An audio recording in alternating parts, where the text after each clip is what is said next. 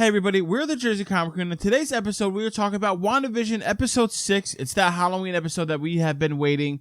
Stay tuned.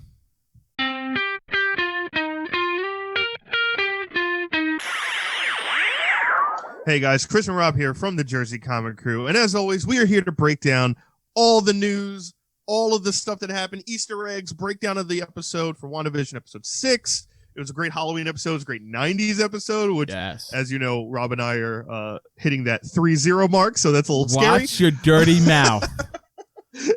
Talk about terrifying on Halloween. So yeah, we're going to break it down. As always, we're going to go through some Rob's recaps. I'm going to throw some of those big Easter eggs your way as well. And let's do it, Robbie. So the first thing we got to talk about, again, guys, is the intro. So this is the 90s intro, and this pays direct homage to Malcolm in the Middle. Even to go so far as using the same kind of font. And for the beginning of the episode, we see Wiccan, kind of talking like as he is Malcolm in the Middle. Like he kind of like tells us what's going on in the narration. Even the theme song kind of tells us what exactly is happening throughout the episode. Like, oh, just things might be crazy now, but just listen kind of deal. And one small Easter egg, and it's pretty obvious to most people, I'm assuming, that they're all in their Halloween costumes of their traditional and crazy, wacky superhero costumes. So Scarlet Witch comes out in her Scarlet Witch outfit. Wiccan has his superhero outfit. Vision has his. And then Quicksilver quickly runs and grabs his. Him and Tommy have matching Quicksilver costumes with their crazy hair, which is just ridiculous. And then Vision comments that he's not going trick-or-treating. He's saying that he's not going to go trick-or-treating with the kids.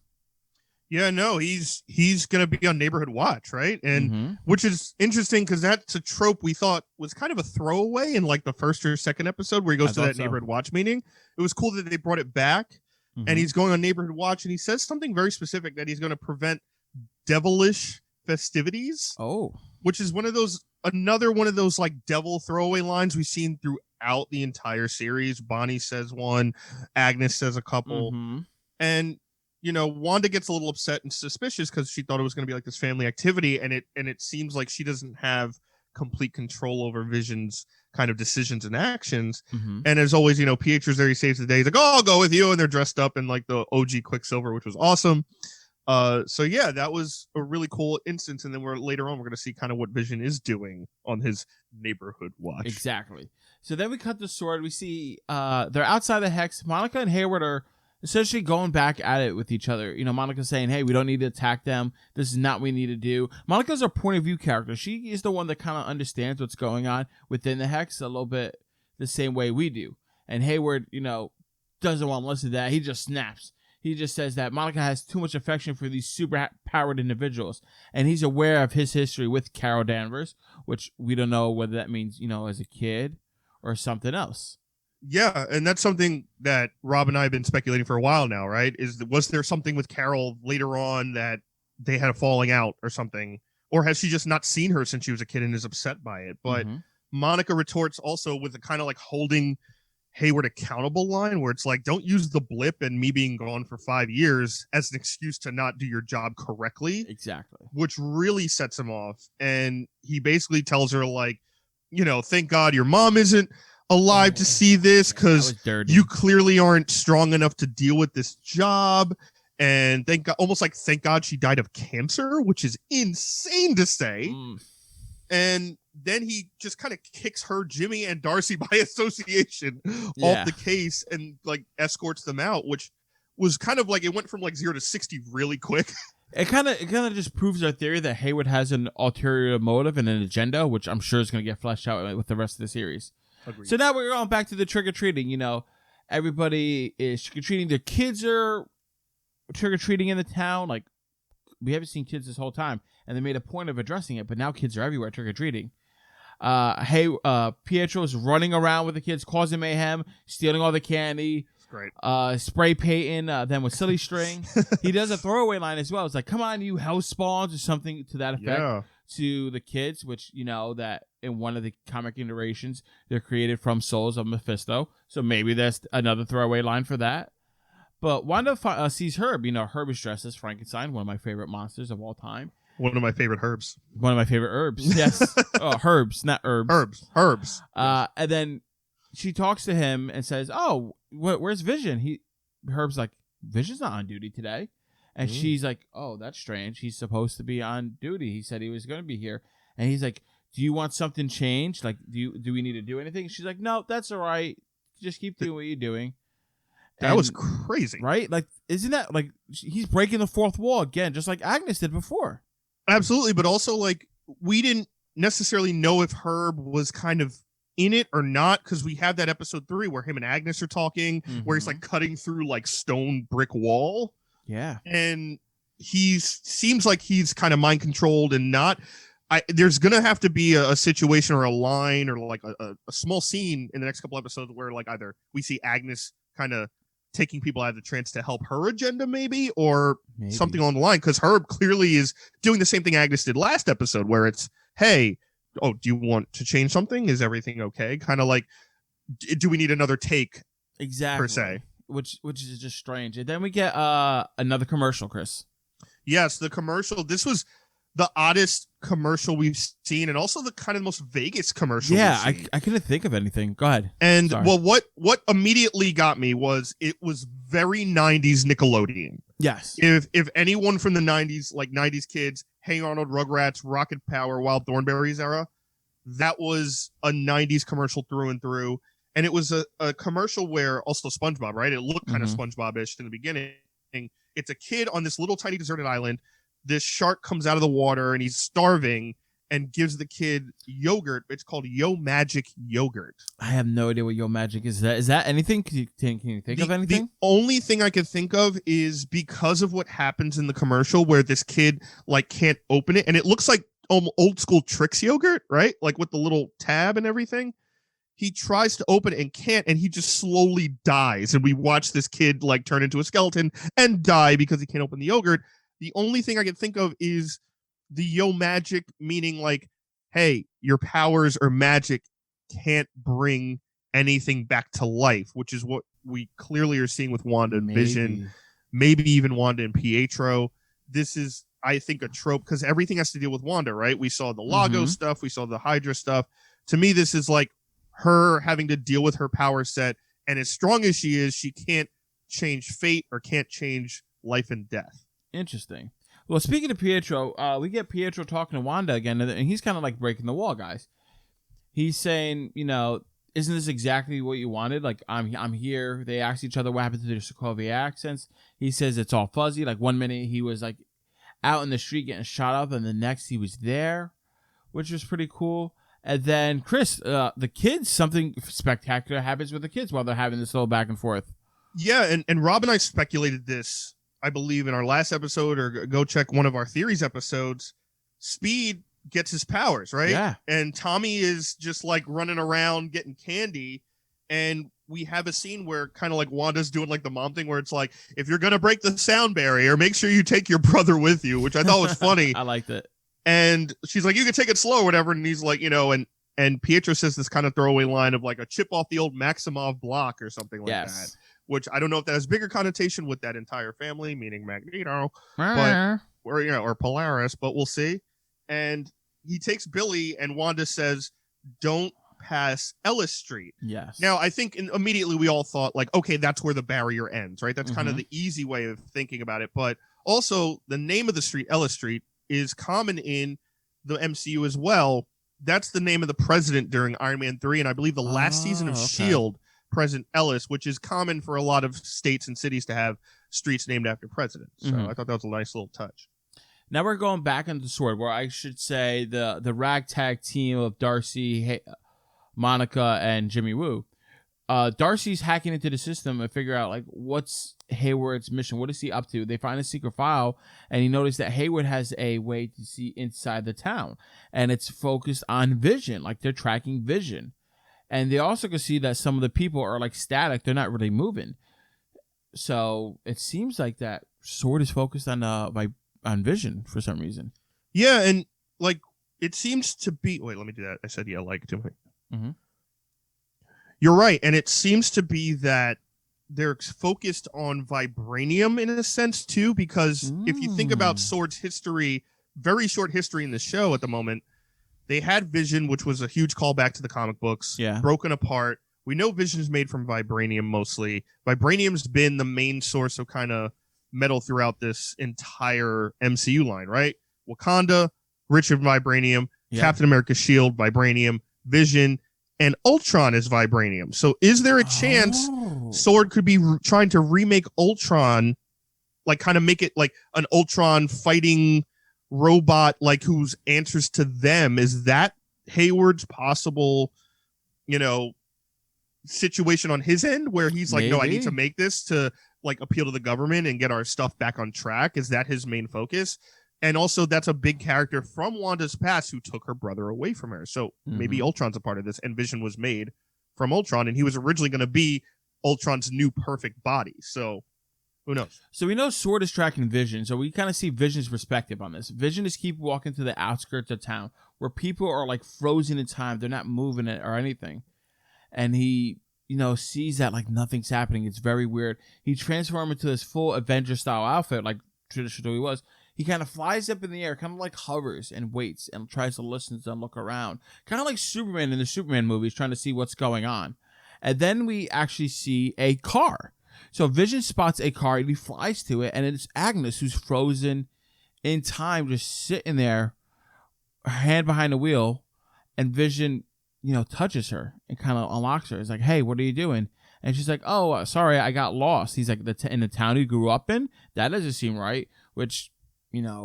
okay, that's weird. But then she's like, wait a minute, it's you're an Avenger. You can help me here. And then he's like, what's an Avenger? And she's like, wait, am I dead? Am I dead? He's like, no, why? She's like, because you're dead. And it was just a heavy scene, man. Like, great. So Agnes doesn't know what's going on. Maybe she's not Agatha Harkness, or maybe she is. Like, she seems like a normal person to me now. I think the way they did that part of this episode is brilliant, right? It kind of, we're leading you down this path of like, she's Agatha Harkness, Mephisto, all this stuff. And then it literally kind of also with the car in literal sense makes a left turn and gives you the wait. She's kind of being mind controlled and now she isn't. Is she playing along? Is she faking it? Maybe. Total possibility. We see her dressed as a witch. That's like the obvious hint. Yeah, right. But she also mentions that Wanda won't even let anyone think about leaving the town. Like, she's so deep in people's heads. And she kind of has this witch cackle when she starts laughing uncontrollably. So, mixed with the kind of Vision, like, again, what happened with Norm, not knowing what to do, he kind of whammies her back into it. And she goes back to the like, okie dokie neighbor, like, happy Halloweeny, like, and just U-turns back into town. So that is now, in my opinion, and Rob's probably as well, causing a huge question of like, how much is Agatha really involved, if any, at this point? So that's something we'll definitely talk about later. Exactly. We got to talk a little bit more about Monica, right? We're back at Sword, Darcy's taking a look at Monica's vitals saying, hey, your DNA has changed twice because of this. Now, obviously, this could be maybe the origin story, how she gets her powers. If she becomes Photon, right? Maybe this activates an X gene. We don't know what that is, but we know that like if you go into too much, it starts altering you and changing you. We don't know what that means, right? But, towards the end of that little scene, they're on their way out, right? Darcy stays, but Jimmy Woo and Monica leave. With Monica kind of mentioning real quick that, the guy I was kind of talking about 2 episodes ago, in the sense of, I know this aerospace engineer. Her and Jimmy are going to go meet up with him, which, by the way, we'll talk about it. Her guy, which we will talk about all the theories of who that could possibly be in the next episode. Don't miss our theories and speculation video. But that is a huge kind of like, we thought it was a throwaway line. Yeah. We might see this person. This could be that guy or girl, whoever it is. Person. I don't know. Who knows? Like, it could be that Luke Skywalker-esque character that was. It could be. Hinted. It could definitely be. Yeah. Back in the town, we got to focus, see what's going on with Wanda. Wanda and Pietro are talking again, and Pietro again is breaking like quote unquote character. He's talking to Wanda like, "Hey, where did all the kids come from? I just thought that you had them tucked away, safe in bed. You handle things, pretty ethically for all things considered. How did you pull it off?" And she's like, "I don't know how she pulled it off. I have no idea what's happening." And then she turns to him, Chris, and then something dark happens. Whoa. And not only the darkness, but again, it's the one thing that kind of makes me go, oh Jesus, like she turns to him and sees dead Pietro as she's kind of explaining what's going on with her, where he's kind of like, listen, it's me, it's your brother, talk to me. I'm not a stranger in this town. I'm here for a reason, right? You clearly wanted me here, so I'm here. Talk to me. And she kind of mentions that, the last thing she's kind of remembering or puts together is she just felt beyond grief. She felt empty, hopeless, this empty kind of nothing feeling. Like the grief is so much that the pain and sadness grows into just numbness, which a lot of people experience all the time, or a lot of people experience when suffering a loss. So the grief explanation is really great. Big theory on that later as well. I can't stress enough to check out that speculation theories episode. Yes. But she turns to him and sees him the way she saw Vision a couple of episodes ago, with his head missing, gray and dead. This time, the bullet holes on Pietro where he was shot. Obviously, it's Evan Peters, but also the bullet holes were bloody and red in color. So that was really huge, Rob. We get to the final climactic scene, if you will, of this episode, right? Vision's leaving the barrier. He's forcing himself through, and as he's forcing himself through, he's dying. Parts of him is getting ripped off and peeled back, going back through the bubble. And I guess that's because Wanda did Wandavision onto the hex. I don't know what that means, right? I love it. But Darcy sees this on a scanner. She's like, I gotta go save him. She runs out there and tries to save him. She's like, help you, me idiots. Then some sword mumbo jumble grabs her, handcuffs her to a truck. I'm like, oh, that's nice, cool. You're a really cool guy. Inside, Billy's powers activate. Stops Speed or Tommy in his tracks, saying, "Mommy, Daddy's in trouble. He's hurting." And then Wanda gets freaked out. And then Pietro makes some kind of line, and she blasts him because she don't even care. He says really, really quick. He says, "Well, your dead husband can't die twice, right?" That's what it was. Yeah. Again, breaking the fourth wall in a very brutal way, but breaking the fourth wall as we are watching, and she just F you and throws him into hay. Exactly. She goes red. She starts turning mad. She's expanding the barrier, I guess, try to get Vision. And as she's expanding the barrier, people are getting caught up in it. Darcy gets caught up in it because she's stuck on the truck. The sword headquarters, if you will, turns into this big circus. The sword members turn into clowns, which is kind of funny because they've been acting silly the whole time. They are clowns. Exactly, right? The only people who aren't caught up in this are Monica and Jimmy Woo, because they're out, trying to meet up with the guy, whoever that is, going to help them. And then Hayward and then some of his goons escape on a truck. And then the episode ends please stand by, or something to that effect. Always a please stand by. And I'm just sitting here rocking back and forth saying, you need to stop. The next 3 episodes, or 2 episodes, whatever it is, just drop them at once. I can't wait it's 3 episodes. I can't wait anymore. Just drop them all together. I want to sit down and watch the movie. What is happening? Who is this other person? What happened to Darcy in there? Is she gonna get powers now? Do these people all become mutants? What's happening? Is Vision alright? Is Vision and Wanda gonna have a big fight in there? Maybe they won't. Is Pietro actually Pietro? Is he fake? Is he real? I don't know. Am I gonna be okay? No. Are you okay now? No. No, I'm not okay. Yeah, there's a funny theory that Darcy goes into the bubble and becomes, in the next episode, the chick from Two Broke Girls or whatever that show she was on. That's awesome. And the other stuff is absolutely correct, even though you kind of ranted as a lunatic in there. I had to. Correct. What happens is, what happens, Vision, basically talk about the hero in Vision, right? He has been the moral compass, the good soul the entire time, who also doesn't know he's actually dead at the moment, right? No, he does not. And he's coming out of this bubble and he's clawing his way out, and it's holding him back. It almost looked like Doctor Strange, the Crimson Bands of Cyttorak, uber nerd stuff. Oh yeah, and it was holding him back, and it's literally ripping chunks off of him because he's dead. And Darcy's doing what all of us were doing, help him, you idiot! Push him back in. Pushing him back in. I'm like, shut up! Put that thing back where it came from. So help me, dum dum dum. Little Mike Wazowski. I'd be singing it too. Where I push Mike Wazowski. So I just don't. I can't clarify enough how important that scene is based on, I don't know how you put Vision back into the bottle, right? The genie's out. Exactly. After he, regardless of her expanding the dome peripheral, right? The perimeter is expanded. Regardless of that, how do you put Vision back in the genie bottle of like full control and like he's seen it now, right? He sees there's something going on the other side. What's an Avenger, right? What's an Avenger? He's gonna ask. Like, what are these people outside? Like, there's gonna be a fight. There's gonna be a big confrontation between Wanda Maximoff and Vision. Yep. Whatever your last name is. Right? And like they're gonna end up fighting each other, and then they're gonna have to call, family services or something to take away the kids because the parents are fighting. They're gonna call the cops, domestic abuse. Like, I think Agnes is gonna intervene. I think Agnes is gonna show herself. We still haven't seen her husband, whoever he is. Ralph.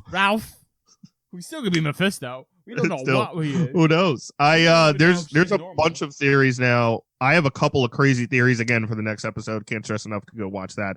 But yeah, so we're now in the final act, right, Rob? This is episode 6. We have 3 more episodes. This show's fantastic. 3-act play style. This is the final act. So there's going to be some huge stuff. You don't want to miss it.